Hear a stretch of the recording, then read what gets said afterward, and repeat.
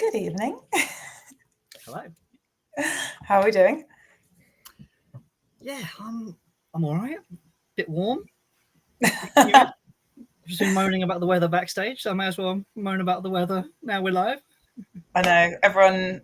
Welcome everyone. Join in on the weather chat. Let's get very British about this. Yeah, we were just saying we should have got some ice and a tumbler for this whiskey, but it's too late for that now. Let's say hello to some of our pour and sippers. We've got good evening, Peter. Good evening, Pexman. Good evening to Paul Mazunda, who is joining the live for the first time and is saying, I'm stoked now and I'll be nice and mellow later. Yes, that's about right. And we have Chris Turner. And Malcolm Tucker is saying hi, and he's saying, apologies, I can't join you tonight because I foolishly double booked myself without checking the dates. Oh, but love that they logged on to say goodbye. Just to say, yeah, that's it.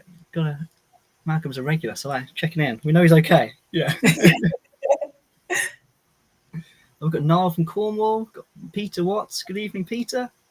Yeah, good evening, everyone.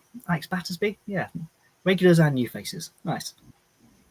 Amazing. Well, yeah. Hello, welcome. Can't wait to get stuck into tonight. Yeah, if you are new here, we've got at least one. Welcome to Pour and Sip. We've got 3 amazing guests for you tonight. We're going to cover at least 3 whiskies. All 5 is not compulsory. So yeah, get involved, get chatting. No question is too silly. We've got our guests here for a reason. They know everything. No pressure. So yeah, get involved. And yeah, of course, keep saying hi to everyone now. And Bells Richardson saying evening all, first time live first time live commenter, but subscriber from yonks ago since December 2020. Well done, Baz. Nice to have you with us. 5 years to join live. That's a lot of archival footage to get through. We've got Dave Walcock here. We've got Steve Robinson here from South Wales. Peter Ray. So you start saying hello to one person, you've got to say hello to everyone. It's only only fair. On radio. I do have a little bit of housekeeping, Jess, which is just to say sort of some of the sets landed slightly later than normal in the month. So sorry to everyone about that. That was actually because we had a bit of a slight production delay. That's because there's an exciting whiskey that wasn't able to be in this month. It's going to be in next month. So hopefully all worth it. Then we had a completely separate issue where some orders got stuck. So some people, only a small number of people only got their sets today. So sorry about that. And I hope they've arrived in the nick of time. If they haven't, absolutely get in touch and we'll make that up to you. And then completely unrelated again, one of our guests tonight, his set got delayed. And then I sent another one that the courier lost it. It wasn't meant to be, Jess. So yeah, it doesn't rain at Paws for these things. Unbelievable. The behind the scenes has been not smooth. It's been a fun few days, yeah. But let's crack on. Hopefully everyone's got their sets. So have you got the running order, Jess? I do. I feel like this is my job now, inadvertently. Yes. So the order of runnings tonight is that I will be chatting about the Penderyn with brand ambassador Michael, and then Jake will be talking all things Braeval with owner Alistair Walker, and then I'm back with our one and only Dave Worthington to talk about the Talisker, and they'll be chatting about the last 2 drams quickly at the end. So yeah, we got quite a cool range of Welsh and Scotch to taste today. Absolutely. And although unusually we don't have a guest from all 3 whiskies, having Dave Worthington back is just a treat. We're excited. Yeah. Anyone who was here last month will remember that Dave was here talking about the Master of Malt bottlings, and through a lucky sort of series of events, we don't have a guest from Diageo, but Dave is back just to talk all things Talisker with us because, I mean, what doesn't he know? Man loves to talk whiskey. Man loves to talk whiskey. He just wanted another set, really. Shall we bring in our first guest? Yes, let's bring over Michael. Time for Penderyn. Dave's just putting in the comments. I'll make it all up as I go along.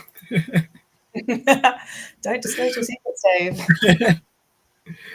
Let's ring Michael. Good evening, Hi, Michael. How's it going? How are you? I'm pretty good, yeah. I must admit, I really liked being backstage. I really liked being on the black and white screen. It felt really, really cool. And now I've come back to colour and I feel a little bit less cool. But apart from that, glad to be here. We were feeling retro. Maybe that'll have to be like a next time we'll do the whole thing in black and white. Absolutely, yeah. Bump the ticket price because it's more arty. Pour and sip. Where are you coming to us from today? I am in my little home office, which is about it's about 30 odd miles from the actual original distillery. I live down in Bridgend in South Wales. Oh, nice. And I predominantly work from home, which is why I've got a all-serving tiny office. I've angled my computer very, very carefully to hide the chaos, which is the rest of the place. Is it a lot of whiskey bottles and boxes, maybe? Do you know what? No, they're all downstairs. It's all Really? the other stuff. They've got their own dedicated place downstairs. But Fair enough. Strictly business. yeah, the stuff down here I wouldn't like to get into. No. Amazing. Well, before we get to the whiskey, it'd be great just because I believe you have not been on Pour and Sip before. I have not, no, personally. I don't know whether any of my colleagues have. I don't believe so. Well, it'd be great just to hear like a bit about you and like your role at Penderyn and I guess how, your time in the whiskey industry. Okay, fine. Well, my time in the whiskey industry is entirely in Penderyn. So I've been there nearly 9 years. And I started as a tour guide, obviously quite an old tour guide, not like these young kids that go in and start as tour guides and then work their way up. I was very desperately looking for a career change because I was quite unhappy in my previous job. And that seemed like a very fun thing to do. I already had a nice interest in whiskey as a hobby, knew a little bit as a hobbyist, though nowhere near as much as I thought I knew. And yeah, I ended up there. We got rained off the mountains because it's quite near it's in the Brecon Beacons, but it's quite near the mountain ranges there. We got rained off the mountains one Sunday and ended up doing the tour. And then I kind of fell in love with the place and started writing to them, asking them if I could work there in some capacity. And I had in mind something, a little bit more hands-on, if an opportunity came up in the stills or in the warehouse or that sort of thing. But I ended up starting there as a tour guide. And then variously over the years, I've worked as a brand ambassador, took some time off, mostly forced by COVID, and went into the warehouse and worked in there. Came back and the brand ambassador life wasn't quite the same post-COVID. So I spent about 2.5 years working in the still room. And then to be absolutely honest, production slowed down and we've kind of paused our production at the Swansea site, which is the one at which I was working. So I was very graciously accepted back into the brand ambassador fold. So here I am now at this point. That's me. That's amazing that you took the sort of squiggly route through. Yeah. And in all truth, I'd probably still be in the still room today if it was left completely to my decision. It was quite a peaceful place to work. Yeah, I bet. Though it would have been warm there now. Yeah, I bet it's days like today when you're like, I'm glad I'm outside somewhere. Yeah, absolutely. Great. Well, I can't wait to talk to you about everything whiskey related.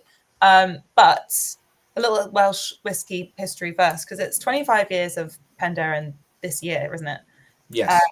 And I guess you could call it something of a pioneer in the Welsh whiskey world. And it'd just be great to hear a bit more about sort of Welsh whiskey in general and the role of Penderyn in sort of bringing it to the fore. Yeah, very much. And I mean, obviously, I've just given you my timeline. I should just stress, in case that wasn't clear to anyone, that I wasn't involved in the founding of Penderyn. But yeah, it started with a question as to why there wasn't a Welsh whiskey when there were obviously so many successful Scottish distilleries, and there's a lot more now, but already there were good established Irish whiskey distilleries.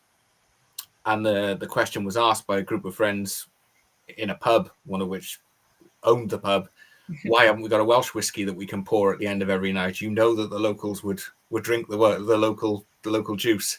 Yeah. And they looked into it, and it really came down to nobody having got around to doing it successfully. There was an attempt by some London investors back at the latter part of the 19th century, and they set up in North Wales with the Welsh Whisky Company, the original version of. They ended up in North Wales as the closest place to London where they could get water as good a quality as Scotland, by all accounts. The water around London being quite unsuitable, and technologies at the time not being in place that they could fix that.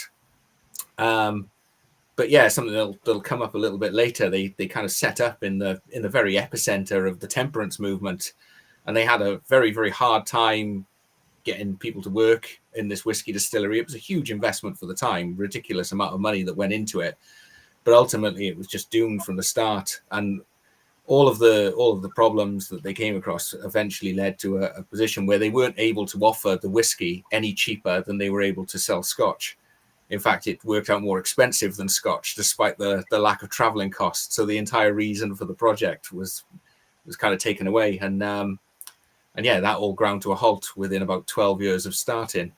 So Penderyn, when it came along in 2000 officially, was just over 100 years since anyone had, as far as we know, produced whiskey in Wales. And we started off very, very small, shoestring budget, a wangled government grant, a bank loan, and a little bit of private investment, and literally just enough to get going. They already had the premises. As luck would have it, we ended up with this very unusual prototype still that had been built in the University of Surrey that was built and then had not found a home anywhere. The Faraday still, which I can't really go into too much detail on how it works, or we'll be here all night just listening to me, and nobody wants that when we've got Dave in the waiting room. But it's the still allowed us to produce a style of whiskey that made it very, very clear that we weren't trying to step on anyone's toes. Right. The culture at Penderyn has never been one of we'll do it and we'll do it better than anyone's done it before. It's always been, what can we do to say that's ours? It's never been let's make Scotch in Wales. It's been let's make Welsh single malt whiskey. And the Faraday still in the early days allowed us to do exactly that. When the original Penderyn launched, it was very obvious to consumers that it was a much different animal than what they knew of as single malt whiskey. It was much lighter in body and character owing to this distillation method. We launched with the Madeira finish, which is still our house style whiskey. And we've been very fortunate. We had Wales to ourselves for a long, long time. It's not the case anymore. There are 5 recognized Welsh distillers, now Welsh whiskey distillers. But we were able to grow and grow. We're up to 3 sites. We've got the capacity to produce about 1 million litres of alcohol per year. Currently produce less than half of that because we're not operating anywhere near that full capacity. But yeah, it's reached a point. It's probably as big as it's going to get. Penderyn now, and it's as big as we can handle. Yeah, but I mean, yeah, pretty big. 3 sites is probably a lot to keep on top of. Yes. It's probably worth going into a bit of detail about the stills, just to get them sort of clear in people's minds, because it's sort of like a pot with they're at the top they're and hybrid. Another, go on. So it is a single distillation, and it's a pot, so it's not continuous column still. It's a single pot that we fill with 2,500 litres of wash, and the pot just operates just as any pot still would. We pump steam around the inside of it, heat it up, get the alcohol vapors rising. But instead of just sending the alcohol vapors up a still and over a line arm, we send them up into fractionating columns.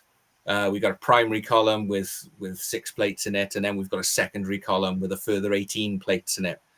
And what happens is every time that the alcohol vapors are interacting with these plates, they're getting stripped away of a lot more of the impurities. In the same way, we can talk about different distilleries and how they increase or decrease the exposure to copper to create a different character in their style. When you start messing around with columns with fractionating plates in it, you are stripping away a lot more. So what we end up with is a new make spirit. By the time we draw it, the cut points are 92 and 89%. So the spirit levels out around the 90% mark. And as far as, sulfur or anything like that, you can forget about it. Sulfur didn't stand a chance. What comes out is clean, it's fresh, it's very, very light.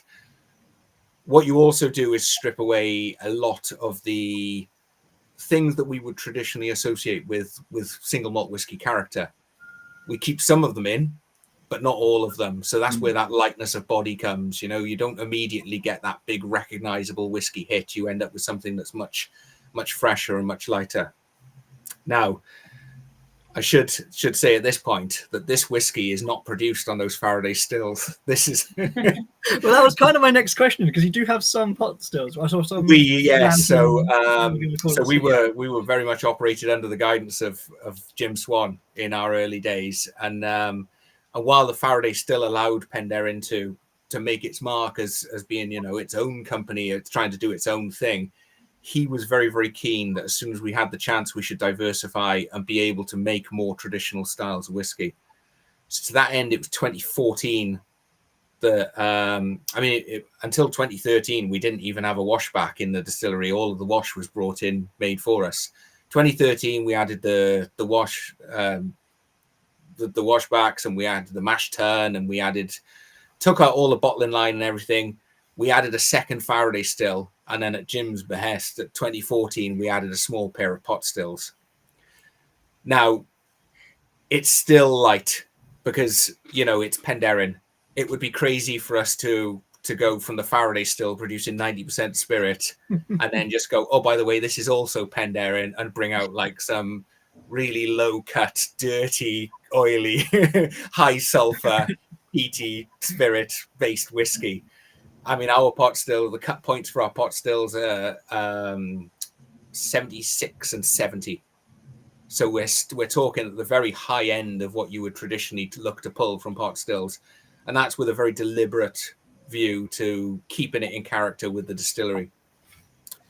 That being said, it's still very distinct from the Faraday spirit. Anybody that sort of gets to see those spirits side by side, and if you ever visit any of our distilleries, we're very open with letting people try the spirit, usually by smell, but if anyone's very keen, they get to taste the spirit if they want to. But at 90% and 72 to 73%, you do get very, very distinct characters across those spirits. And so to that end, what we've got is not a very typical Penderyn in front of us. It's a lighter end. So it's kind of classic in that it's ours, and it's got the Buffalo Trace barrels and our yeast profile and all that. So, but it's not Faraday. It's 100% pot still spirit. Right. Yeah.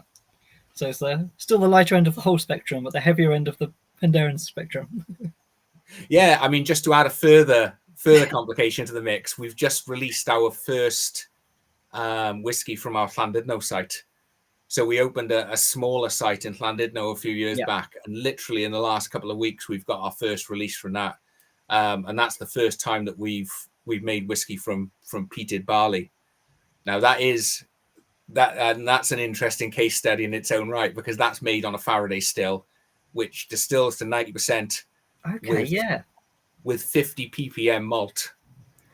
Now, anybody that's nerdy enough to go into the science and the wherefores and whys of distilling peated malt would be asking the question, what the hell are you doing doing that? And the answer is Llandudno site's output. It's 50 ppm on paper, but you'd never ever know it. It's incredibly delicate and light. It's really, really nice. But if we went any lower on the malt we brought in terms of peatiness, then you'd barely get anything at all. You'd get no smoke at all, because of course peat is technically it's an impurity in that process, and the Faraday stills, one thing they're designed to do is just clear up all the impurities. But yeah, that's the further complication. The practical point here is the whiskey we've got in the glass now is produced entirely on our pot stills, so quite unusual for Penderyn. Absolutely. I can see Dave just in our little private chat here saying that he likes the sound of that, because he says Millstone do a very fine cut on 55 ppm malt. So yeah, kind of similar idea of taking a high fine cut on, but with a high ppm. Yeah, interesting. But yes, back to pot still. Yes, back to the pot stills, and they're wonderful little pot stills. I mean, they're small compared to what anyone that's been to most of the Scottish distillery, no, not all by any stretch, but would look at them and think, oh, look at the dinky little Welsh pot stills. You know, the wash still's got a 2,500 litre capacity. They're not big stills, but it was only ever a side project for us, this kind of like pot still business. But then this whiskey comes from a range which is very much the side project. You know, it's not core range. It's from our story range, the Icons of Wales range. It's our opportunity to have a little bit of fun and be a bit experimental. And to that end, a lot of the pot still whiskey is probably going to end up long-term falling into that range. I love that the pot still stuff is like the experimental stuff here. It's like we're going really left field and like bringing out the pot stills. Yeah, absolutely. Yeah. Well, you led on beautifully to the Icons of Wales range, which is what we have. I believe this is the 9th in the series. Anyone confirm what to know? Number 9, yes. Nice. Looks like that. Oh, I love the box. We don't get to see that when we get the little drams. No. But it's I mean, story-wise, I mean, how much detail do you want to go into on the story behind it? Because it's a story range. I mean, yeah, tell me more. Okay. So David Lloyd George, to date, the only Prime Minister of Great Britain hailing from sunny Wales, is responsible for the fact that whiskey, this premium spirit, needs to be matured for 3 years minimum, and therefore you're always going to get this bare level of quality associated with the thing. And I think I haven't really looked at it closely for a long time, but I was rereading the blurb on the side, and I think our marketing guys have been a little bit cheeky in kind of implying that was something that was done by David Lloyd George in the interest of the best whiskey drinkers of the world, when in fact he was an ardent teetotaler and a key advocate of the temperance movement. He was really, really gunning for full prohibition. He was seconded back in the early days of the First World War to the munitions department, and there were massive concerns about the ability of the munitions factories to keep the supply going to the front line. Now, David Lloyd George felt very, very strongly and had a lot of support in his feeling that this was entirely the fault of alcohol. As he saw it, you know, your average working man was able to buy alcohol far too easily and far too cheaply, and was abusing that alcohol, and was therefore either not turning up to work at the munitions plants, or was, you know, turning up late and hungover, and then not getting it done. So he was calling for a complete ban on all alcohol sales until the war was won. That was now he might have got big rounds of applause for that in Carnarvon, where they were very, very, you know, God-fearing people. But fortunately for everyone involved in the world of politics, they may not have had as much fear of that sort of thing. And they were keener that a compromise could be reached. Now, I should say I wasn't there at the time, but as I've understood it, one of the other chaps seconded to the munitions cabinet had been seconded there from John Walker and Sons, chap by the name of James Alexander, and he managed to convince David Lloyd George that the problem was not alcohol per se, but only immature alcohol. His argument being that if you took whiskey, cheap whiskey, and gave it some time in a cask, you'd actually create a drink that would make men genteel and harder working and generally better and more God-fearing. And of course, you know, teetotaler David Lloyd George went, the science checks out, let's go for it. This Immature Spirits Act was introduced, and it was originally a minimum of 2 years, 24 months, and then when nothing happened, it was increased to 3 years, and it's stuck ever since. Yeah. That's so it's so yeah, to try and claim that it was the Welsh Prime Minister that helped whiskey drinkers out, it's long term, I'll grant them that, but very inadvertently. I was going to say, if only he knew what he'd done. Well, Giving I him mean, tongue in he cheek. did a lot of favors for Johnny Walker, because at that point they were, I'm sure that James Alexander was only acting in the best interest of the country's chances of winning that war. But John Walker and Sons were sitting on a massive stock of aged whiskey, because they'd always believed that was the future, that aging whiskey was the way better and the quality measure. And really what they managed to do was get all of the kind of cheap fly-by-night distillers crippled for 3 years, because they were taking it off the stills and blending it in with things and selling it to get bulk. And all of a sudden those guys had no stock. So, Johnny Walker, I understand they're still about to been that way forever. Yeah. It's quite an extraordinary story behind it, really. Yeah. Yeah. So that's the story side of it. And then, in completely unrelated, in the way that we always do these things, the actual whiskey has no bearing on that whatsoever.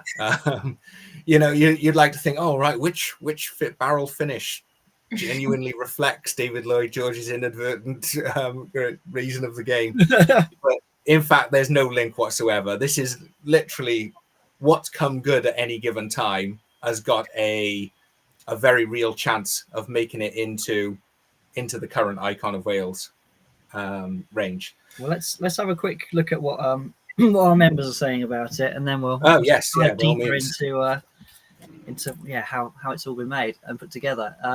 So Dave Wilcox was getting strawberries and some nice oak, almost smokiness on the nose, sort of off the bat there. Peter Gilmore, he's getting berries, a hint of banana, I think certainly. Clive Hampton is getting suggestions of honey and brandy, saying it's quite light. Peter Gilmore's getting that brandy as well. Some fruit cake, some slightly peppery. Paul Mazunda is nosing strawberries, pink peppercorns, and nutmeg. Yeah, I mean these are all very sort of along the lines of what I've been getting. Peter Gilmore's getting some sweet caramel. Baz Richardson's pointing out that this is a great start. And what's he say? It reminds me of Cadbury's Fruit and Nut. Other brands are available. Yeah, and then sort of one of the more recent comments here is Paul again, who's saying he's just loving this Icons of Wales range, and he's particularly enjoying the new Copperopolis. Okay. So yeah, obviously we don't have the Copperopolis to try, so I don't want to make anybody too bitter about this. Copperopolis is 100% Faraday still spirit, and it's a fantastic whiskey. It really is. It's beautiful, the Copperopolis, and it's still available. A couple of the icons in recent times, notably the Patagonia, sold out very, very quickly before a lot of people had a chance to pick them up. Yeah, we actually had that on Pour and Sip, which was fantastic. You were saying earlier, I didn't know if you were saying you didn't know if anyone else had been on from the distillery. We had Morgan Short on December 2023. There we go. Oh, there we go. Right. I put these things up because the members will say otherwise. Like, come on, Jake. Like, we know. Yeah. So just to note a couple of those tasting notes. I think the fact that like that brandyish note, I really do think that's something that comes up quite a lot for us, more usually with the Faraday stuff. And I think it really is that when you cut at very high points and strip away some of the more whiskey-ish notes, what you're stripping away is the dirtier side of whiskey. Now, when I say that, speaking at a chemical level, it's the oilier, dirtier side. Speaking as a whiskey lover, it can be the really interesting, beautiful side. And the side that certainly with long maturation becomes more complex and wonderful. When the absence of that still gives you familiar spirit notes, but if it's missing that very obvious whiskey note that we associate with Scotch, a lot of people then their brain immediately goes to brandy or cognac. So that does come up, and I think it's a really legitimate note. They're on the market. Interesting. Yeah, it's like your brain sort of like filling in the gaps, isn't it? Looking for something familiar. Absolutely, yeah. The other one I thought was interesting was somebody mentioned bananas as the note, and I think for me, as for a relatively small company, we've got quite a large range of whiskies. Like our core range is 5 different finishes: our Madeira finish and sherry finish and recharred casks, and we do a peated finish. We do a port finish in the core range, and there is a port element to this. So this is matured primarily in ex-bourbon barrels, first fill bourbon barrels, and then the batch is split, and about 40% of the batch is matured in ruby port casks. So you'll pick your traditional whiskey notes from there. You know, take your pick, your Christmas pudding notes, or your, somebody said Cadbury's fruit and nut. The port cask is helping lift that. That banana note, which is the one that I find interesting, is coming from the other casks at play, because we're using the other casks. 60% of the batch is Jamaican rum casks from the Appleton estate. Ooh. And I think when I hear rum cask involved with whiskey, I don't have a very sweet tooth, so I sometimes get quite nervous about whether or not that's going to be my thing. I think two things: one, the port casks keep that reined in and stop it becoming cloying and stopping it becoming a bit too hollow and a bit one-dimensional. And the second thing is, I think I was guilty a little bit of my mind going, when I think of rum, let's think what's become quite popular on the supermarket shelf, which is like very sweet, very, well, like I said, one-dimensional rums. They're easy to drink. They're great on a summer's day. We've had a great summer. Fill a glass with ice, top them up with rum, and then put a little bit of mixer in to look respectable, right? Great drinks, but not necessarily the most complex, and not what you'd be looking at for your sauce casks for a whiskey. But that Jamaican rum is a lot funkier than I would expect. And the esters that are coming through, when you do this in blind tastings, people are a little bit like, there's something I just can't place. I don't know what it is. And it's like, that's rum funk. Did you get to try the rum cask like on its own? Yes. The whiskey from it? Yeah. So we did a just for private customers. A couple of them went overseas. We did a couple of single casks that were purely rum finish, at cask strength. And the end customers were very, very pleased with them. They found them very, very easy to sell. People spoke highly. They were too sweet for me, even with that funkiness going on. But I mean, full disclosure, some people will go head over heels for like Pedro Jimenez finished whiskey. And I'm always like, oh, one is nice, but, somebody else is going to enjoy that more than me. My tastes run more to the savory and the kind of deep sort of dried fruit. Yeah, I guess. Yeah, and the ruby port side of things, because I think, well, for me, like port is also quite sweet. Like that's two, in my mind, quite a sweet cask coming together. But how does that sort of rein it in? Like, is ruby port significantly different? Yeah. I mean, sweetness means different things to different people, doesn't it? And this is where we have a lot of fun in tastings, because in our core range, we'll have people who will tell you and swear that the port finish is the sweetest whiskey that we do, and there's other people that will argue with them that the Madeira finish is sweeter, because the Madeira finish presents caramels and citrus and a little tropical fruit, while the port finish represents, more like Christmas pudding-y fruit and stuff. And where your mind goes to is which of those is actually sweeter, without going to chemical testing as to which is the most sugary or whatnot. It really comes down to perception. Yeah. I always think that because the Penderyn spirits are quite high, they manage to capture a little bit of the dryness that comes with a lot of port. Mm-hmm. And that helps to keep them just in check just a little bit. But your mileage may vary. No, that makes sense. And it's an interesting thing, like what does sweetness mean? Because I think like texture has a lot to do with it as well. If it's like got that cloyingness to it, like it's going to feel sweeter, isn't it? Yeah. But I absolutely love this. I love a rum cask, to be honest. So there we go. Yeah, so this is really lovely. I'm just really conscious of time because suddenly it's already late. But honestly, that's because you made me talk about the Faraday still. We would have been out there. I think it's important, but then also, obviously it wasn't important in the end, which is quite funny. I'm just so happy I know now why whiskey is matured for 3 years minimum. Like, it's just so insane. It's worth coming out for that, right? Yeah, or staying in for that. Yeah, that's good stuff. Never questioned it. Just, you know what I mean? But yeah, thank you. I feel like we actually covered a lot of ground and actually not that much time. But yeah, time has still flown. So yeah, thank you so much for coming on. If you have time to wait around until the end, we'll regroup. I will, absolutely, and I will not dominate anybody's time later on. I'll just, no, it's what you're here for. Never apologize. I will be a very, very willing viewer now. Thank you very much. Thanks for having me. Thank you so much, Michael.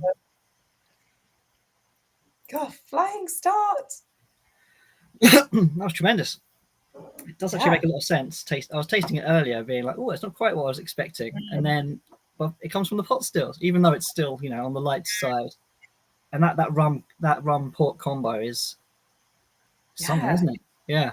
No, just combos that you would never think of, I guess. I mean, that's why I'm not a distiller or a blender. But yeah. It's a bit of an ideal choice, but it works. I like it. We're now going on to. I'm just going to point out that we're going to a 58.9% whiskey. That is worth flagging, yeah. Because our labels have changed slightly on these, and the ABV used to be at the front, and now it's round the side here. And so there we go.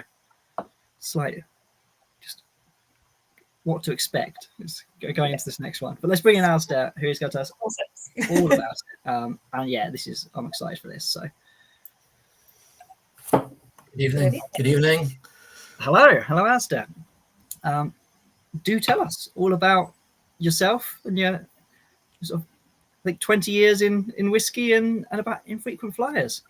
Yeah, it's the story started quite a long time ago. I started working in whiskey back in 1997, and purely by accident, I have to say. I was 22 years at that point, and had left university with no experience, couldn't get a job, and my old man, who's been in the whiskey game for quite a while, was working for a company called Burn Stewart at the time. Now Burn Stewart have changed their name quite a lot over the last 28 years, but they were called Burn Stewart at the time. And my dad said, "Look, come in and work for a year. You can do a bit of sales, a bit of marketing, and then you can go away and do something else." And I kind of like hung about for 6.5 years. Really enjoyed it. Fascinating company to work for at the time. Burn Stewart then had the Tobermory distillery and Deanston, but the market was very different then to what it is today. Single malt was not this behemoth that we have these days, and we were very much, although we had two whiskey distilleries, we were more of a blended whiskey company. But anyway, I was there for 6.5 years, had a great time, and the company was sold back in, I think, 2003 to Angostura, and my old man kind of exited the business, and I sort of followed, and I thought that was it for me. I had a good run, and my time with whiskey had come to an end. Unbeknownst to me, my old man was kind of plotting away in the background to buy a distillery, and he ended up buying Benriach. I should add, along with two very wealthy South Africans who were the guys that put the the money in. So my old man was kind of the expertise, and they were the finance. And he gave me a shout and said, "Look, do you want to come and work with me at Benriach?" This was in 2004. And that was the start of a brilliant kind of 12-year period, where, if you think about that time, that was a couple of years after Bruichladdich had become independent, and there was a lot of interest in smaller family-owned distilleries like Springbank and Glenfarclas and Bruichladdich and Arran, etc. And we just kind of we came in just at the right time. At the start of a wave, if you like, that really has been going now for about 2 decades. So, when Burn Stewart was very much a blended whiskey company, Benriach was all about single malt, and being involved in the industry at a time when single malt was becoming really, really popular. And over the course of that 12 years, we bought Glendronach Distillery, and we bought Glenglassaugh Distillery, And then we get to 2016, and we were approached by Brown-Forman, who basically are the people behind Jack Daniels, and they wanted to buy the whole kit and caboodle. And eventually, the offer became too good to say no to. So that was me. I was away again, and once again, the old man decided to go plotting, and he decided to buy another distillery. But this time, I decided I wanted to have a wee crack at doing my own thing, independent bottling. Whether that was a good idea or a bad idea, I don't know. Still trying to figure it out. So that was 2018 when I started with Infrequent Flyers, and it was really just about staying in the game, but without the huge kind of financial commitment of trying to build a distillery or buy a distillery. So it was really just about being in the mix and being involved and going forward with that. Yeah. Well, I think there's plenty of people who think it was a pretty good idea based on the whiskey that's been released, at least. I know Chris at Master of Malt is a big fan, and he's got one of your whiskies in our top 10 of the whiskies of the month this month over on Mom. And yeah, we were delighted to get one in Pour and Sip set as well. And I mean, this is from a distillery that's not often seen, but I guess that's the whole point of Infrequent Flyers, right? You couldn't have picked a better bottling to kind of represent what Infrequent Flyers is about. The whole idea behind Infrequent Flyers is that we tend to focus on distilleries that you generally don't see so often. Now that's partly because I knew 6 years ago that it was going to be very difficult to get my hands on things like Macallan and Ardbeg and Lafroig. So the onus was definitely going to be on those kind of lesser known makes that you don't see every day. But Braeval is such a good example of that, because there's very few distilleries that have so little output officially under their own label as Braeval. I mean, it's a very big distillery, but 99.9% of the output is going into blends, and that's pretty much the way they want it. So you're almost reliant upon independent bottlers to be the people that will give consumers the opportunity to try these type of whiskies. So it's a very, very, very good example of an Infrequent Flyer. Yeah. Yeah, we've got Jeremy Anderson's in the comments saying, "I'm a big fan of Infrequent Flyers. I've had many, and of both Alistair and his dad." Saying that Glendronach and Glenallachie are some of his current favourites.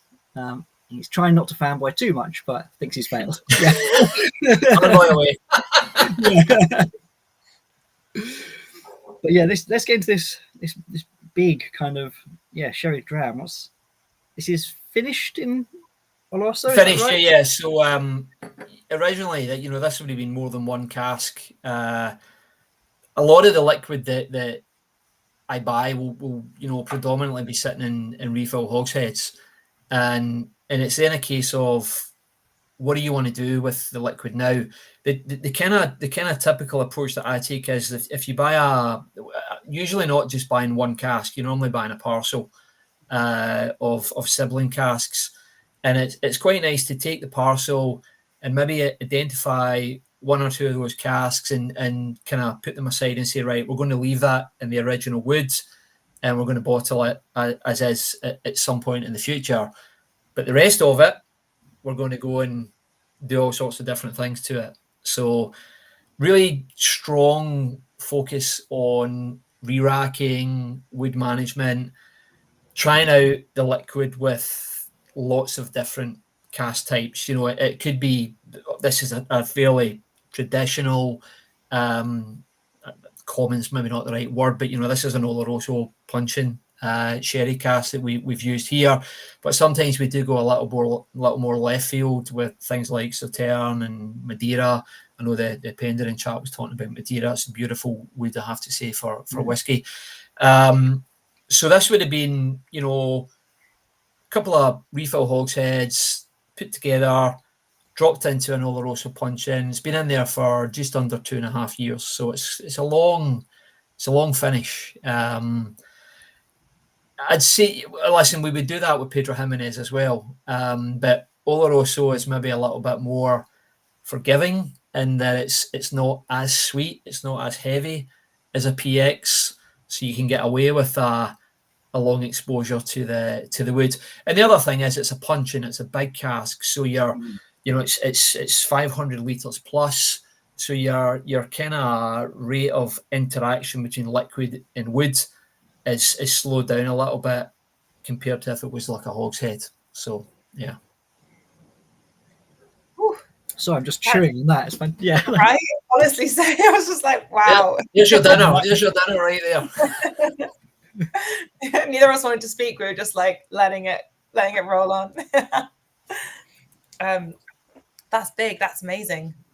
Yeah, it's a big whiskey. It's 14 years old. And you did touch on it, the strength. Everything's bottled at cask strength, so 58.9 is quite punchy. To me, with Oloroso, you still get those nice big flavours, the chocolate and the raisin that you would associate with a PX, for example. But the foot comes off the gas a little bit, and you've also maybe a little bit nuttier, maybe some dates and walnuts coming in there. Very, very. I have to say, it's very spicy.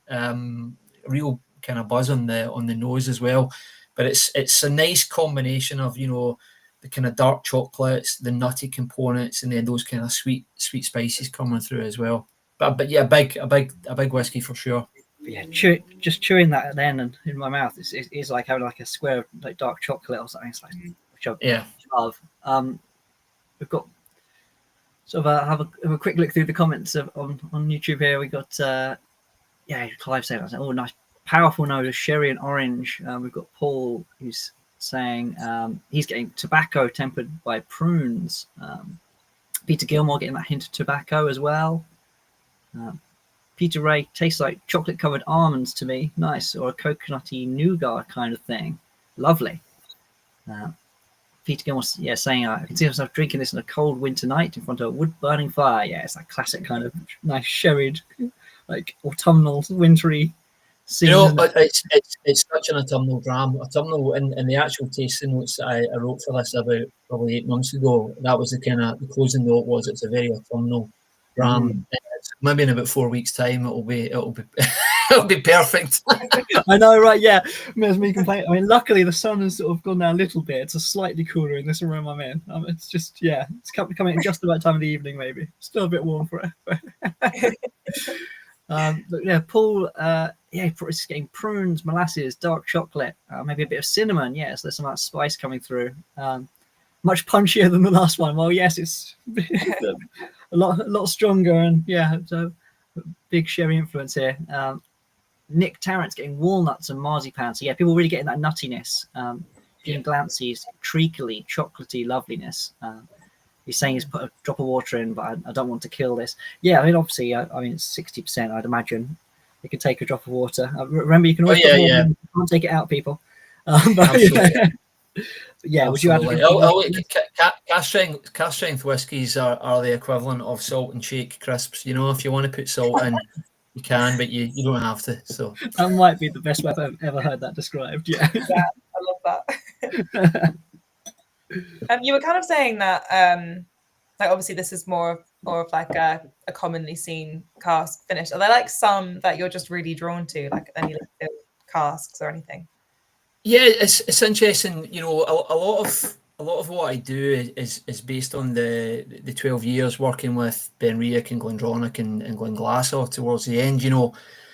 Benriach was a very experimental distillery where we made lots of different types of whiskey, but we used so many different wood finishes, if you like. We had single casks that were very specific, but even in our core range, there were nice, vatings that were made up of some bourbon cask and some sherry cask and some virgin oak. And then at Glendronach, it was completely focused on sherry cask maturation. So you had two very kind of different approaches there. But Benriach was, for me, was always, I think Glendronach's just like an absolutely stellar whiskey and one of the top malts in Scotland. But I always thought Benriach was more interesting to work with because of all the different things that we did. And there were certain wood types that we used there, like I touched on Madeira, virgin oak, love virgin oak, Sauterne. There's certain types that really worked then that I like to go back to if I can get my hands on them. So Sauterne is wonderful. One of the best wood types that I've actually worked with over the last couple of years is Marsala. The only challenge with the Marsala cask were that I don't know if it's just me, but the ones we worked with tend to be quite leaky. And I've always said, a cask has various roles, but its number one job is to be a container. So it can make the whiskey taste great, but if it's all over the warehouse floor, it's not so helpful. But yeah, so there's certain wood types. As I say, virgin oak. I love virgin oak. I've probably got a bit of a sweet tooth. So those big kind of vanilla, coconut, and toffee notes. But we do a lot with sherry, mainly PX, but some Oloroso, and that kind of is a nod towards Glendronach, I suppose. Plus, that there is a huge interest in sherry cask whiskies and with consumers out there as well. Yeah, definitely. Absolutely. Yeah, we've got whiskey. Whiskey Dave. Yeah, it's because he's put WD as his. Yeah. Dave is just saying that's a really well integrated Oloroso cask finish. Very chocolatey, full of dark fruits. Yeah, I've just added a bit of water, and it's all stewed fruits and going back to that autumnal, it's almost got that earthy element as well. It's on the edge of that nut note. It's delicious stuff, isn't it? Mm. Would there be a cask that that Braeval would, because obviously you don't really see it as a single malt on its own very often. So is there a traditional cask you would usually see it in, or was it almost like a blank canvas for this particular distillery?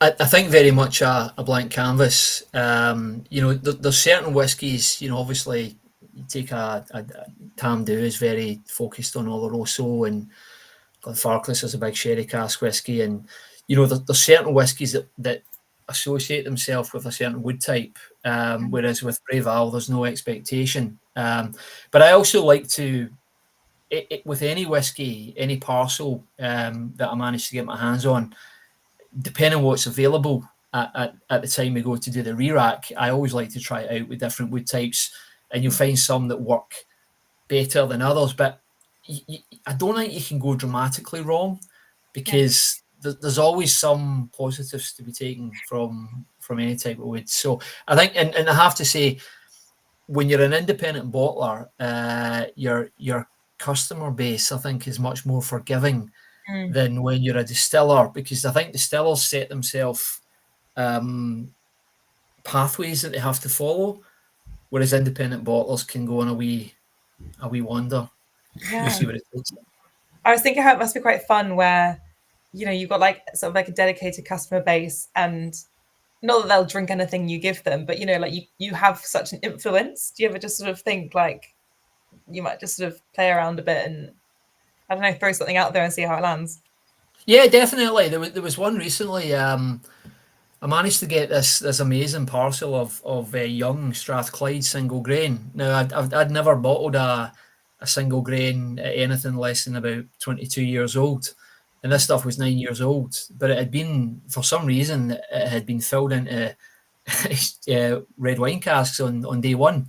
Normally wouldn't happen with a single grain, and the wood influence was unbelievable for a young grain. Young grain is normally very aggressive and quite challenging, and so I thought, you know what, I'm just going to put one of these out and see what happens. I was quite nervous, and people loved it. The price point was nice because it was young, Yeah. And yeah, so it first one of that batch that sold out, but that's one where I thought, I don't know how this is going to be taken.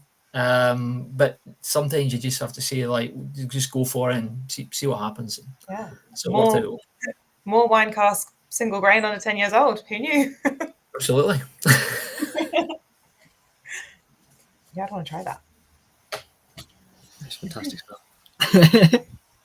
One thing I wanted to add just about Braeval, it's a little side note, and when back in 2003, 2004, when my old man was looking to buy Benriach, he was speaking to the guys at Chivas, and they had basically mothballed Braeval, Benriach, Capardonic, and Oban back in 2001. So he, the market was a little bit down at that point, and he approached them and said, "Look, you've got 4 distilleries sitting here doing nothing. Are any of them for sale?" And they basically said, "You can have which of the 4 would you like?" So sliding doors moment, it could have been Braeval. The reason he was drawn to Benriach was because it was an older distillery and it had stock going all the way back to the mid 60s. But yeah, it could have been Braeval, could have been Oban. And of course, Caberdonic's no longer with us. So yeah, gosh, that's so interesting. Imagine having your pick of all those. Yeah, a little bit different these days. Wow. Peter Gilmore wants to know that when the whiskey was leaking out of those casks, did you supply the staff with some straws to soak it up? Honestly, the problem is you don't know about it until it's too late. It's normally when you see, I think I'm going to bottle this cask. So when they go to move it out of the store, they're like, "Oh, it's a bit light," and then it's too late.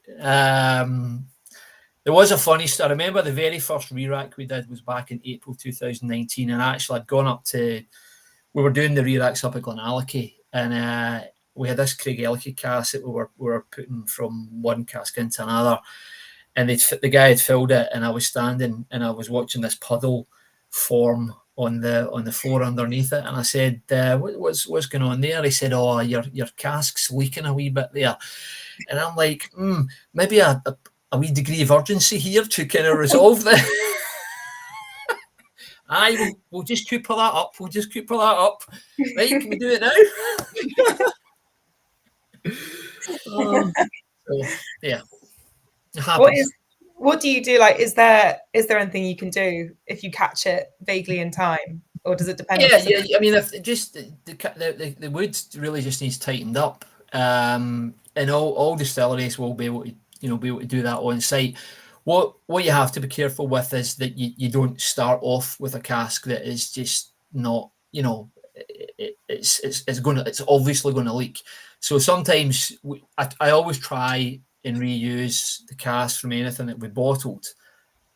But if you leave them lying for 3 or 4 months and maybe it's a little bit dry weather, sometimes you just have to write them off. They're just not going to be suitable. So yeah, it's more of a assess the wood before you use it. Is about as good as it can get. Yeah. Yeah, you must have a good eye for that now. Well, we try. Pexman's added a little bit of water to his drown now, saying very nice. Real Boinger, good evening, Real Boinger. He's a regular, saying hello. I'm a little bit late. So starting with this, it's thick chocolatey syrup with almond overtones, as well as roasted apples. Yeah, nice. And then Baz Richardson saying, agreeing with Pexman that they've added a bit of water now. They've added a little bit too much, despite Jake's advice. I tried, and but at least I can drink it now without needing a neck brace. but jokes aside, this is another great drown. Yeah, it's a treat. I mean, Alistair, what can you tell us about what might be coming up from Infrequent Flyers? Actually, I've got the next bottling is starting on Monday, and for the life of me, I can't remember what's actually in it. We typically do about 3 bottlings a year, and there's normally like 7 casks in each run. And there's usual mixture of interesting wood types, different ages, some peated, some non-peated. But yeah, my mind's gone blank as to what we're actually putting into glass next week. Although those bottlings won't probably be released until about the second half of October. So it's always trying to get the liquid into bottle and then just let it sit for a couple of months, and then you're ready to go with tasting notes and pictures and all that sort of stuff. So yeah, so that'll be batch 19. And we're kind of slowly, gradually climbing towards the 200th cask, which will be a little bit of a milestone. Yeah, especially when on day one, when you set up your business as an independent bottler, you don't have any casks. So we'll get there. Slightly different question, and looking backwards, I guess. Jeremy Anderson's asking, what's been your favourite bottling? That's such a hard question. Yeah. There's a couple that kind of, there was a really interesting. Actually, we did a Braeval prior to this. It was in a Valpolicella red wine cask and I've had a couple of Valpolicella finishes from different makes. Really interesting wood. I quite like red wine, and they were really interesting. There was a really fantastic Blair Athol Sauterne finish about 3 years back, and really nice Glenturret, peated Glenturret Rood Moor in a Marsala cask, one of the earlier whiskies. But to be honest, there was a series of undisclosed space sides that we did that were all kind of 27 to 30 years old, and even I don't know which distillery they came from, and they were really like old school tropical fruits, bananas, pears, that type of thing. They were superb actually, but actually quite difficult to sell because there was no provenance with the whiskey. It was one of those ones, if you tasted it, you're like, okay, this is great, but trying to get to that point was the challenge. And that sometimes with undisclosed, if it's an Islay, no issues, but when it's Speyside and you've got almost 50 that it could be, it becomes a little bit more complicated. But they were excellent. But they go back. They're from like 3 or 4 years back, so the chances of even finding those now would be probably quite thin, I think. Well, Jeremy said he's had quite a few, so maybe he's had one of those ones you've mentioned. Maybe he's already had them and agrees. Whiskey Wings Mike saying evening all. I think he's just joining us. Hey up. And yeah, Jeremy's just posted us, so I was saying that, saying, yes, I've had several of the Infrequent Flyers Blair Athols. I know the Sauternes cask, bought 2 of those. There you go. Yeah. There you go. That's good. Yeah. I'm sort of got conscious of time has flown by a bit again. Jess, did you have any final questions for Alistair? No, so I've completely put you on the spot there for no reason. Given all evening, I'd go deep into the sort of the caskiness of it all. I feel like I went into a rabbit hole there, but no, nothing urgent. So I hope you can stay with us. Yeah. Oh, hang around. We'll regroup at the end. But it's been thank you. Pleasure. It's been a blast. Thank you very much. Thank you. Thank you. Nice. 2 what a big hitter. Very, very nice whiskies. Yeah, and then I can see why you were toying with which way around to do these final 2, because it's either. Well, this is it. Yeah, I mean, obviously we've got Michael and Alistair with us, from the whiskies themselves. Wanted to we doing those first made the most sense, but I think Talisker last makes sense anyway, right? Because punchy single malt, got some peat, but yeah, we are going down the ABV scale. So you can put your water to the side now, guys. Well, what are we going down to? 45.6. Yeah, okay. But I guess you could give some tips on, if you do need to refresh your palate at all. Some people kind of swear by some dried toast or a bit of oat biscuit. Certainly, just a swig of water helps. But even something as simple as smelling the back of your hand can help reset your coffee nose somewhat. as well. Is that right? Yeah, just sort of a familiar smell that's not I think a Nice coffee alcohol in your face. coffee beans is meant to like reset your nose or something. Interesting. Yeah, not tried Oh, that. I really hope I haven't just made that up. It came to me so quickly. I feel like it's definitely you're true. pretty confident. Pretty Someone correct me. But we do have a guest for Talisker, don't we? Yes. So let's bring Welcome in back, Dave. the man, the myth, the legend. Whiskey Dave, as he's known now. Look, oh, good. Talisker, you say? Crikey. I wasn't ready for that. Hey. Two great whiskies to start with. Unfortunately, the Penderyn's evaporated in this heat. I mean, it just disappeared really quickly. No idea why. That was very, two great whiskies. Good evening.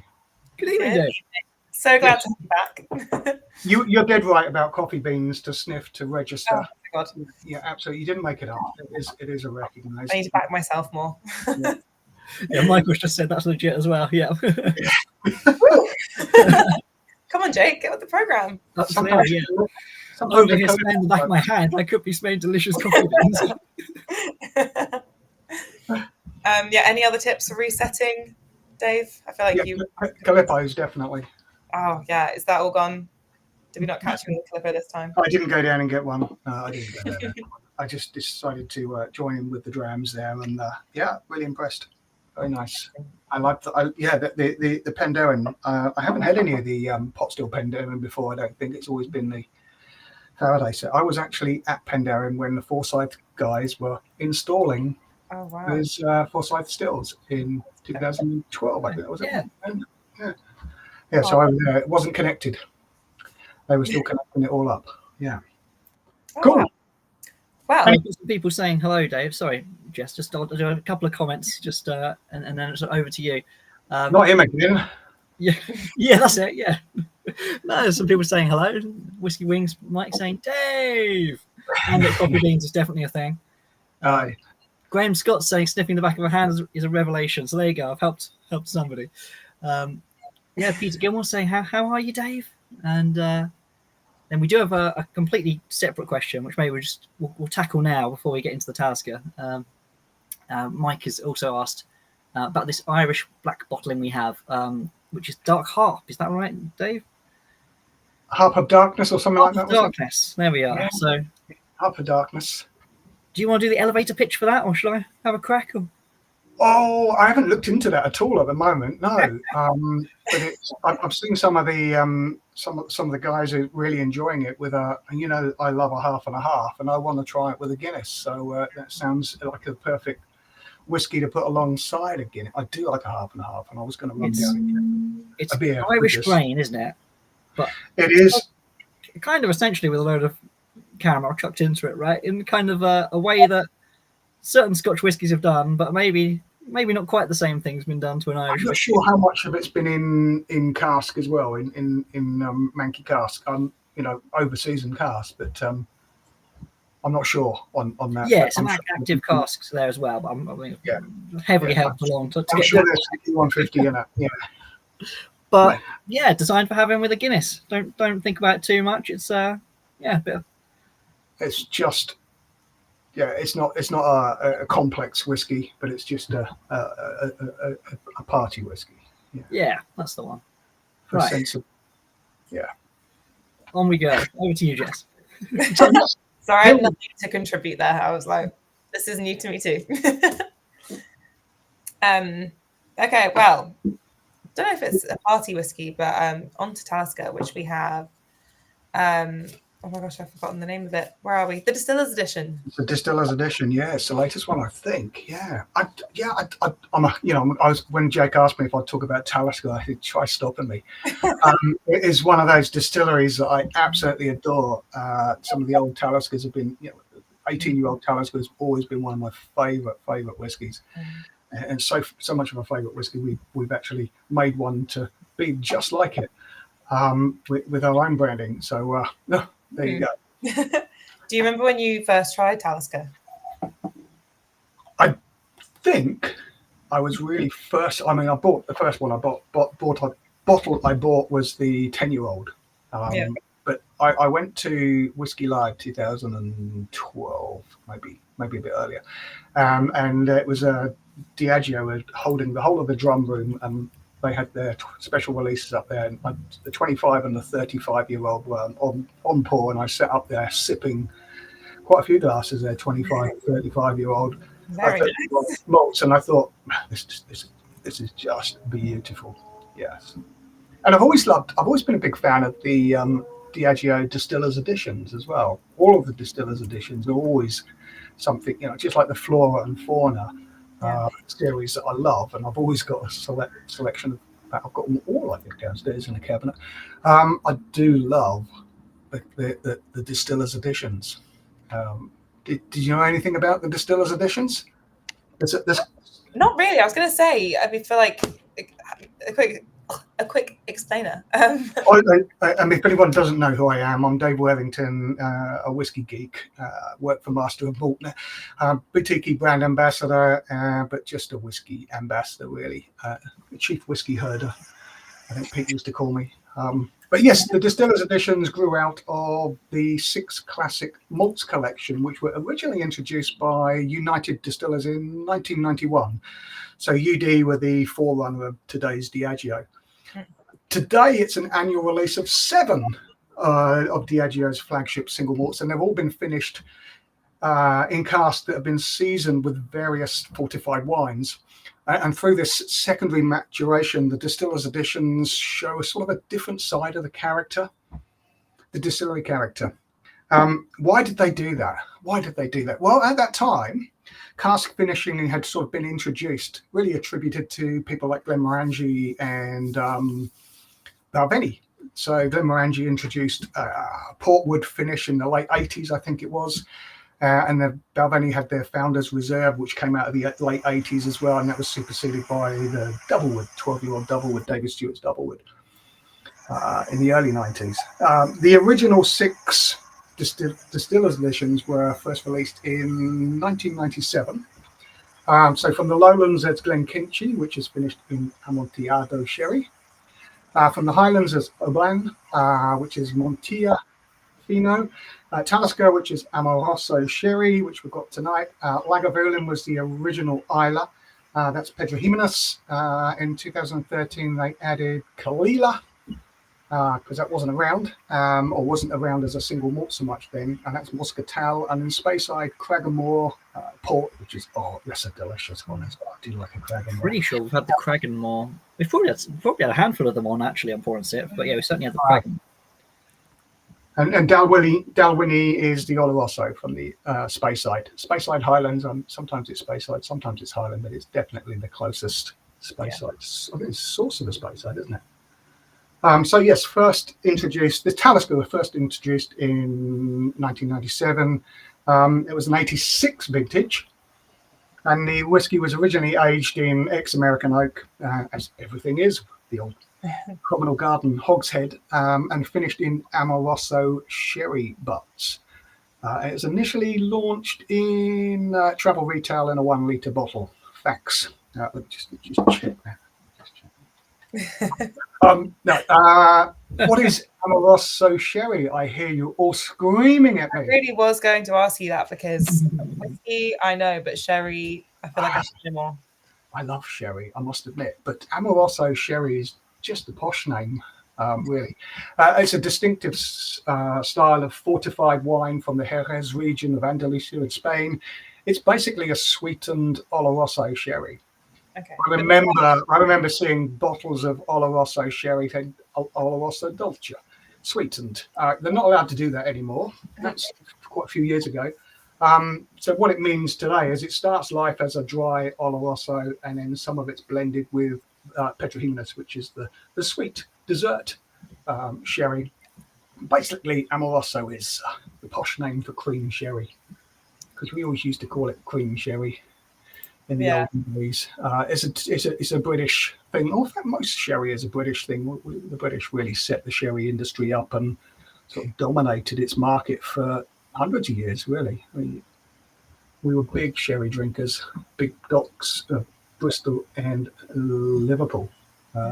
Big bonded warehouses of sherry when we used to ship it in cask, which is worth it. Well, we need to start drinking more sherry so that more sherry casks can be made. So we can have unfortunately, it's not quite as simple as that, because that's just sherry seasoned cask these days. In fact, even the sherry cask that we had was just we're not allowed to ship sherry in cask anymore. Yeah. Oh, damn. So that's a little bit about that. So, is anyone been? If you haven't been to Skye, it's somewhere you need to go. The Isle of Skye is. Oh man, I'm going to go for a holiday there a long, long time ago with the kids, and just thought, God, I want to stay here for a year. I just want to see it in every season because it is so dramatic. I went for the first time in June this year, so literally 2 months ago. I was like, yeah, it was so great. I was actually there. Tangent note, Andy was there at the same time as me, and he was on a trip with Torabeg, and I was just there for fun. So we didn't cross paths because we didn't realize we were there at the same time. But it was so random. It's such a beautiful. It's completely different to Isla. I mean, so different to Isla. You can almost see, that you can almost see each other. You can't. There's the Isle of Mull in between, but it is so different. It's such it's remote. It's rocky. It's easy to get to now. They've got the bridge. Yeah. But it is a fantastic place. So the Talisker Distillery is sort of nestled on the shores of Loch Harport, in a little town distillery, Carbost. So it was founded in 1830 by brothers Hugh and Kenneth McCaskill, and they were both keen entrepreneurs who saw potential in creating a whiskey that sort of, I don't know. I think the 1830 things was changing, industrialization, all those good things. They leased the land from the Clan MacLeod and began building that distillery. Their remote location didn't make life easy. I mean, if you've been to Isla and wanted to go and get something, you can't get anything in places. Everything's brought in by catalogue, or was in the old days catalogue, and now another online place. However, a bit of research into those McCaskill brothers, they weren't really generally considered as nice people by the standards of the time, particularly in their role as clearance landlords. So while they built the distillery to Skye, they also forcibly removed the resident population from their farms to make way for sheep, because they were sheep entrepreneurs. I think they came from the Isle of Egg. Yeah. They originally came from one of the other islands, and they came down. So first for sheep, and later the distillery workforce. So yes, forced displacement in 1825 when they acquired Talisker House, and it was always about profit-driven motives, and they used that displaced population for the distillery itself. But they did have some early struggles, and they were back under. They had built up a bit of a reputation for making quality whiskey, but it was back under bank control by the 1848. So they didn't have it for very long, in 18 short years. And then there was lots and lots of changes of ownership. Yeah. Was it ever mothballed, Talisker? Sorry? Was Talisker mothballed? I can't. I think it was in bits and pieces over the years, but not as a fully mothballed distillery as we know them into 20th century sort of thing. Yeah. It did burn down in 1960. Yeah. I heard rumblings. I don't know if I mean, no one's maybe signing it. Like, there was something about a new Talisker distillery being built when I was there. Does anyone know anything about this? I mean, I don't have anyone. Well, I mean, can they expand? I don't know. I mean, expansion is one of the key things. I mean, if you just look at what they've done today, going from nothing. Talisker is the 7th best-selling single malt with 4.5 million bottles sold in 2022, and that was an increase of 50% over the last 5 years, according to Malt Whisky Yearbook from England, as I read earlier. The visitor centre was recently refurbished, and that attracts 65,000 people a year. I mean, that's just mind-blowing how many people there. Yeah, I just Google that thing about the new distillery. Just a sec. Yeah, it was basically that I went to Talisker when I was there, and I long story short, I was wearing sandals, so I couldn't go on the distillery tour with the group that I'd booked because I'm an idiot. And you can't have open-toed shoes. And this amazing woman, bless her. So my boyfriend went off. I was like, "Go see the stills," crying. And she came back. I wore my boyfriend's shoes, and she took me on my own tour. It was bless her, like she was so great. And yeah, so I don't know if like she was meant to tell me. I don't know. Yes, she was I saying, can see that they put proposals in last year for it's basically like it does say new distillery, but I think on the same site, like because a big redevelopment. Yeah, exciting. Yeah, because she was saying how basically everything burnt down, obviously, and then they rebuilt it, and with not just wanting to get it done, and now they're wanting to do it much more intentionally. But yeah, that's all the information I have. So yeah, maybe something. Well, I mean, I imagine it'll take a while, but I actually did want to pick your brains, Dave, about some of the technical stuff that is in obviously the current distillery at Talisker, because I feel like there's a few things which I want to go deeper. Basically, 1, the line arm, and 2, the worm tubs. So it has this unusual it does. bend in the line arm, and what does that mean? Well, there's the distinctive stills. I mean, they do play a crucial role in the shaping of the spirit flavour, character. 5 stills, which is unusual for a start. 2 wash and 3 spirit stills, and those wash stills have the U bends in their lie pipes, which as they go, it's like a U bend up. Mm-hmm. I've seen kinked and I've seen U bend under. What does it do? It just increases reflux. That conversation that the spirit has with the copper. So it's about falling back and taking back. They also have purifiers on the wash stills as well, which is a pipe. Again, just increasing reflux. So you tend to think you're going to get a light spirit, but of course then they chuck them through a worm tub, which sort of counteracts that light spirit and brings it back into a heavier spirit that we get here. Yeah, because from what I remember, I feel like there's some distilleries which I immediately associate with worm tubs, but Talisker isn't one of them. I feel like it's sort of not its main selling point. You think of like Craig Ellicky and things like that, whereas Talisker, obviously, it's got the coast, heat. Yeah, a lot of the flagship Diageo kept quite a few of the flagship worm tub distilleries. Craig Moore's worm tub, Dalwhinnie's worm tub, Glenkinchie's worm tub. So yeah, they've got a few in their arsenal, and a couple of ones that you don't see very often. Balmanic, Balmanic's the other guys with a worm tub. But yes, there's a few worm tub distilleries that they kept. Gives that robust character. There's their Glenelgin, there's their Mortlach. I think they have the most of the worm tubs, don't they? They must have most of the worm tubs. Hi. So yeah, it's funny. It feels like it goes one way just to bring it back the other way, but I guess that's, I don't know, sort of like the quirks of the trade. Glenelgin. They've got a very delicate malt, but it's the worm tub gives it all that interest, that character, that depth.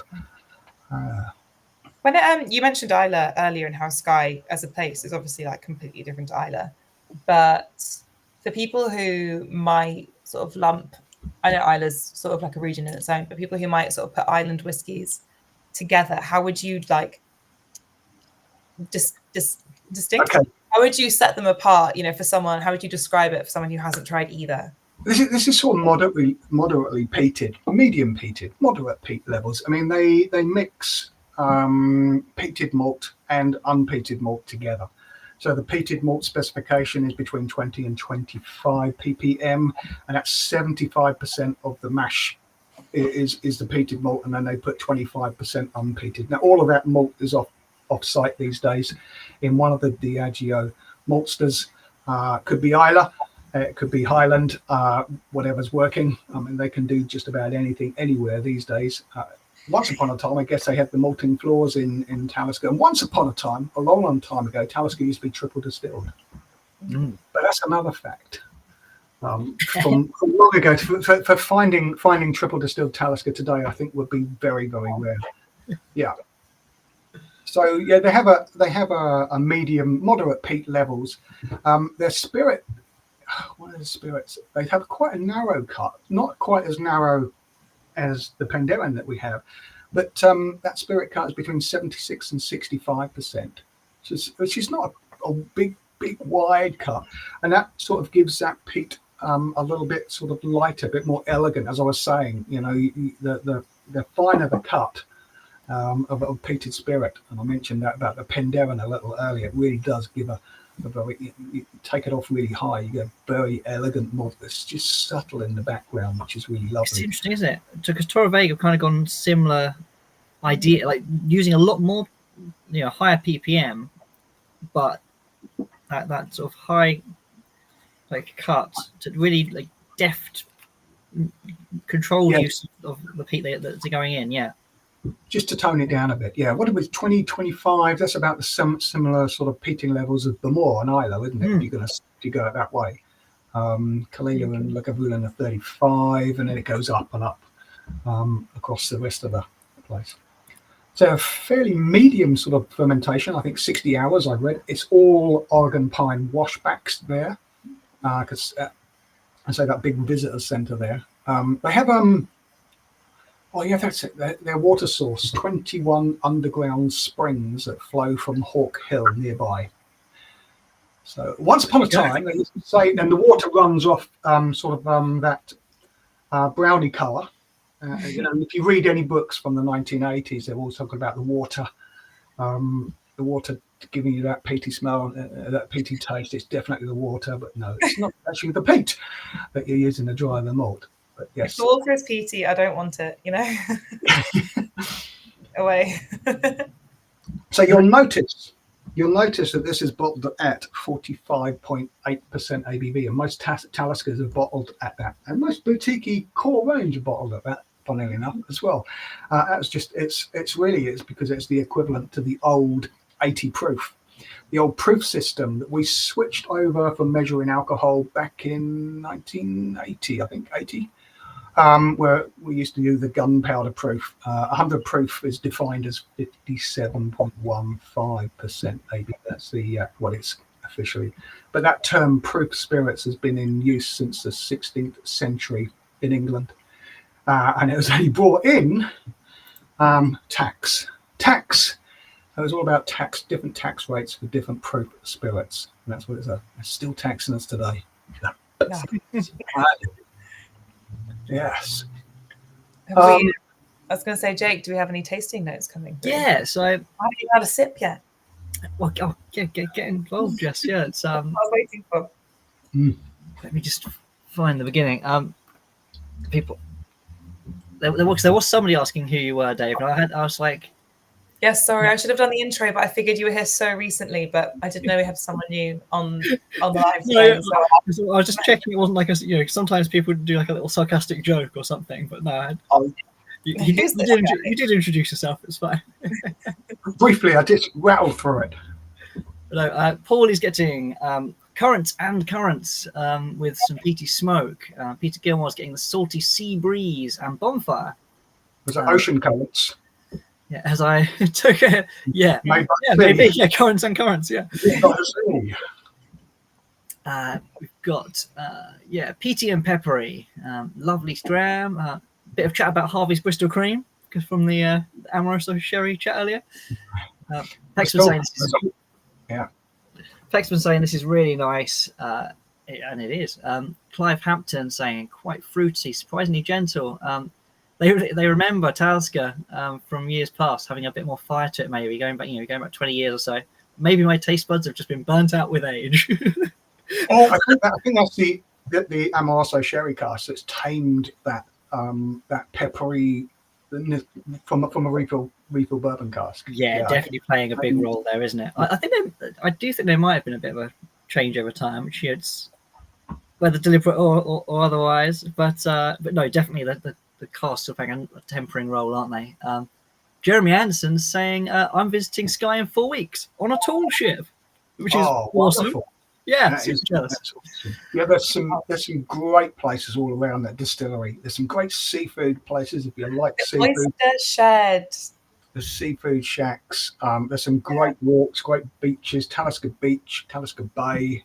It's a bit of a hike to get to. There's a waterfall that if the wind's blowing the wrong way, it actually goes halfway down and then comes back up at you.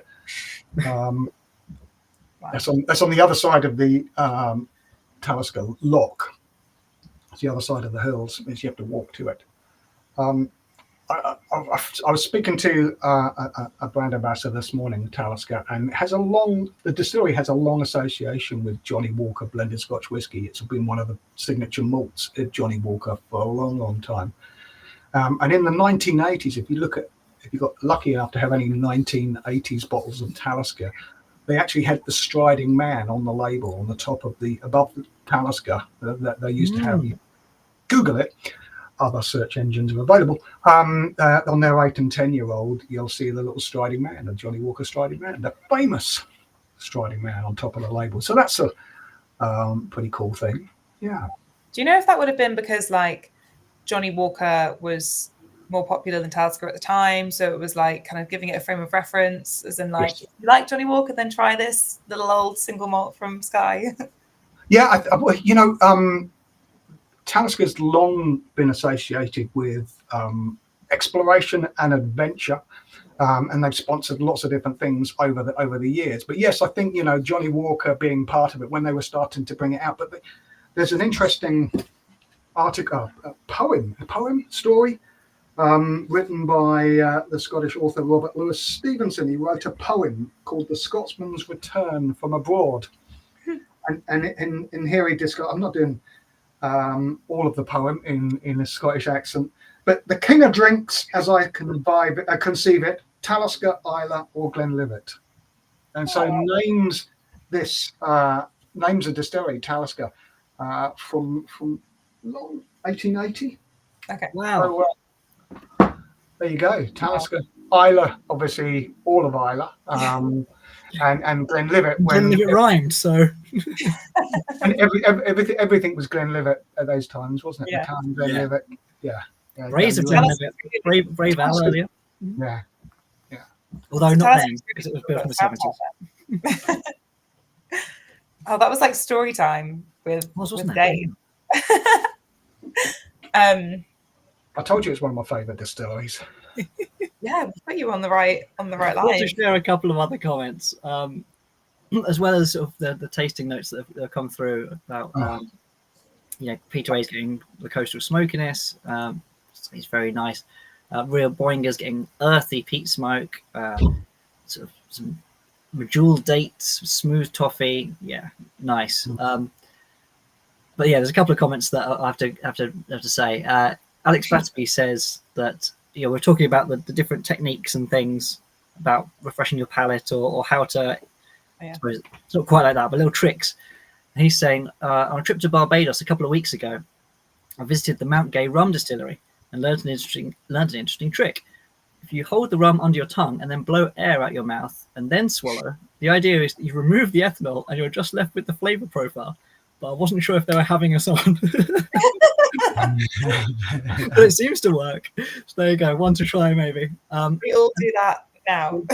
Dave Walcock, interestingly, just pointing out that some of these whiskies, despite what the marketing may suggest, are warehoused far from the sea, which is an interesting one. I've sort of written about this with Islay whiskies before, because some are unpeated and mature. Some whiskies are unpeated and matured by the sea. Others are peated and matured away from the sea. Some are, every combination. But certainly, if you've got that peat element, I mean, it does depend where your peat's from. But so Absolutely. much of that characters come from the peat, right?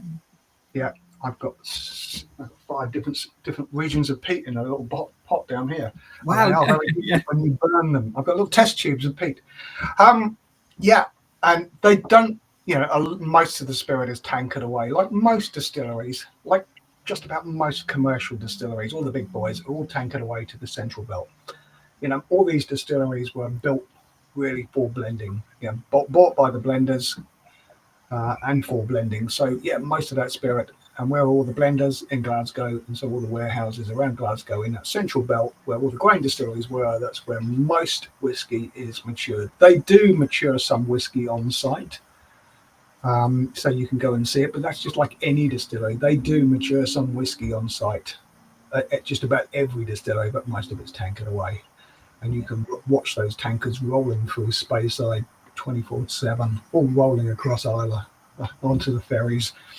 All the tankers drive through Speyside 24/7. Yeah, no, that's an interesting point. But I think it's also like goes against that romantic notion that it's like matured by the sea and it's got all those like influences. I think they've got rid of that tagline, matured by the sea, and I think it's made by the sea. I think they use their tagline. The strapline is made by the sea, not matured by the technicalities. Yeah. But I mean, I'm sort of conscious of time again. Again. Well, I tried to rattle through it as fast as I could. A lot, yeah. That's your version of rattling, Dave. But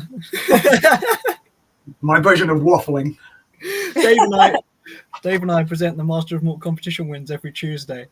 So I'm on a live call with him every Tuesday, and just when I do it by myself, I'm just like, and these are the winners. But Dave, love you to bits, Dave. It's great. Dave's got whiskey for forever.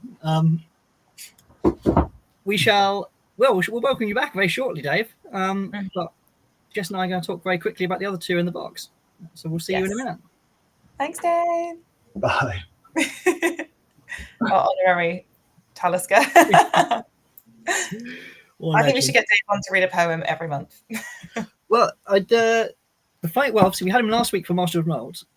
He's swooped in tonight to chat Talisker with us. So the hot goss is that he's probably back next month for something perhaps even more in his direct wheelhouse. So yeah, something to look forward to. We have two other whiskies to talk about. Should I talk about Arlett first? Yes.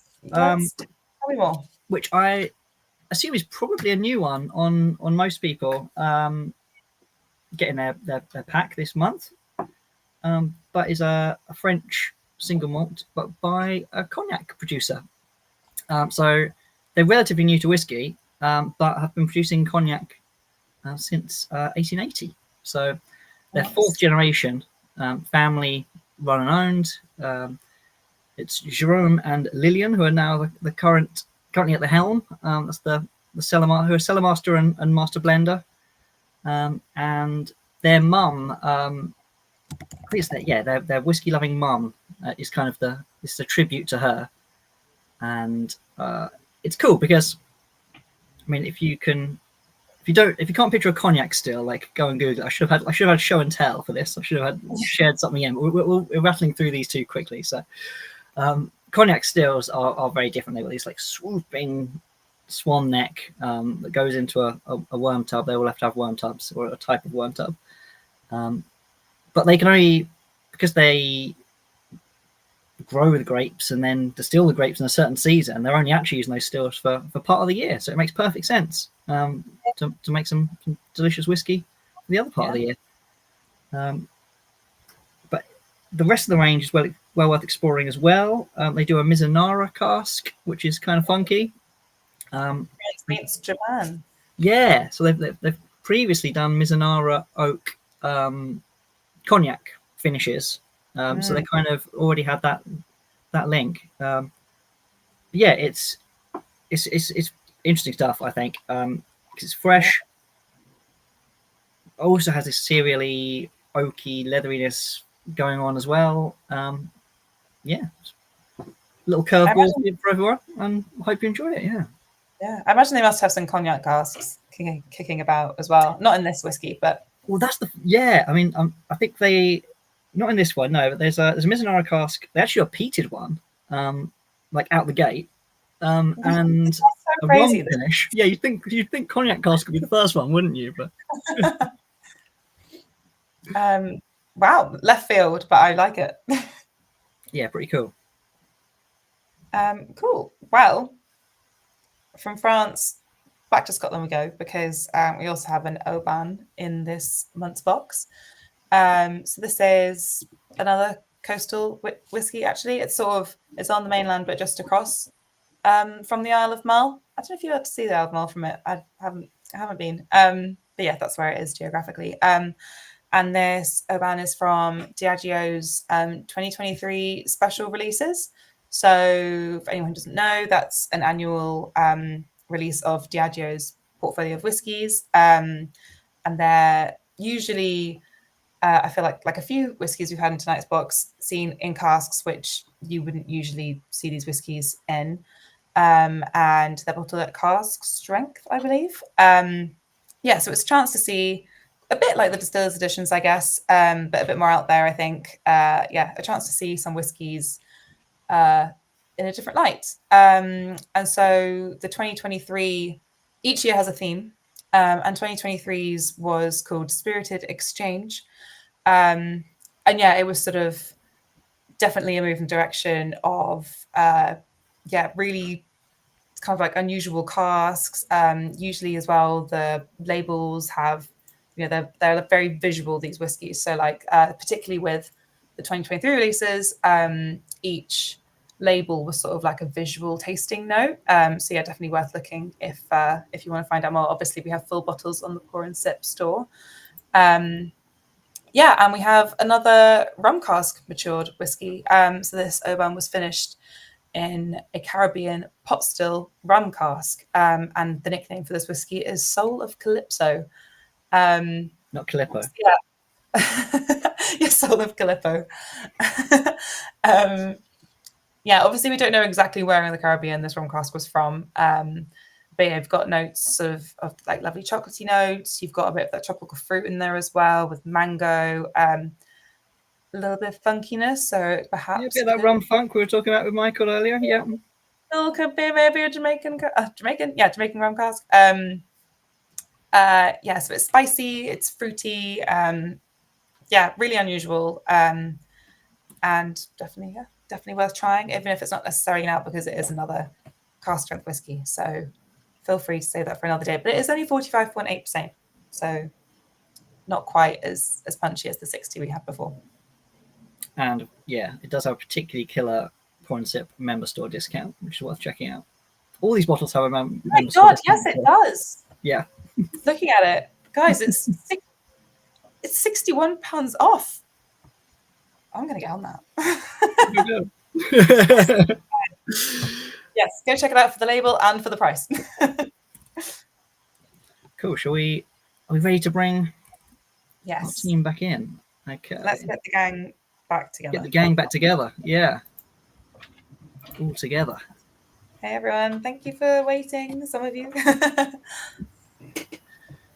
How you doing? I guess we've got a couple of questions, haven't we? One for our members, and we'll have to have one. I think I've got one for the team here.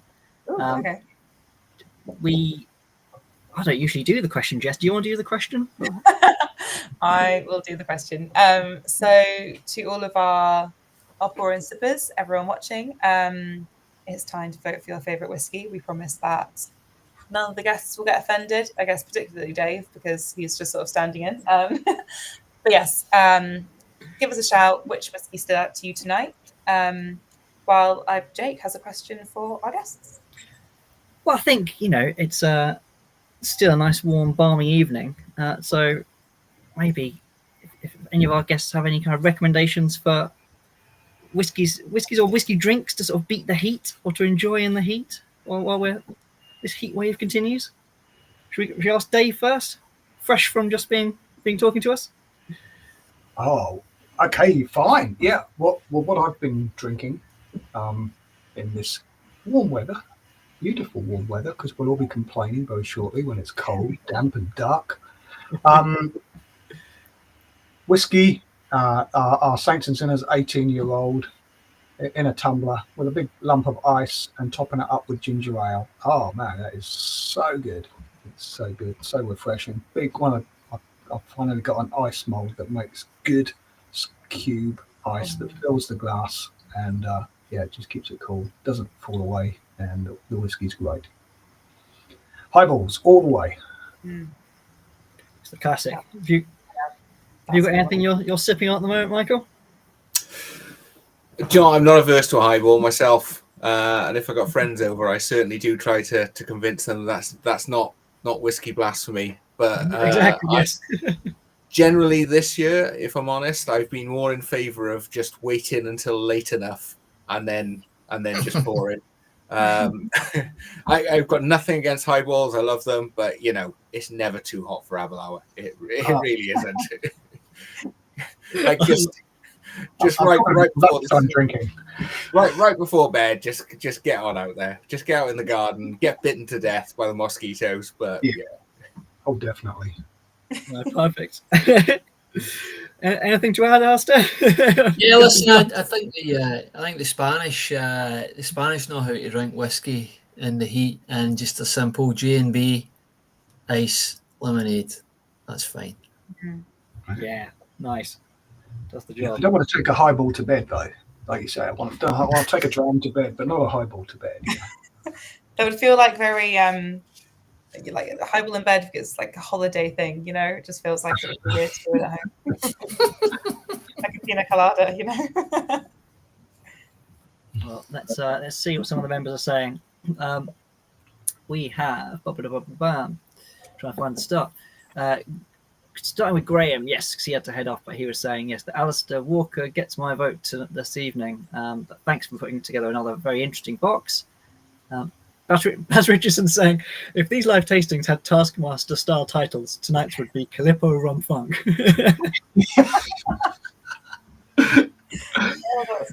We've got Pexman really enjoying the Talisker, saying another great box. Dave Walcock is saying, yes, infrequent flyers tonight for me, as is Michael Domingue. Sorry, I'll probably butchered your name. I'm really sorry, Michael. Michael says infrequent flyers for me. Peter Ray saying Penderyn for me, but all great. We've got another quote for the infrequent flyers from Niall and from Nick.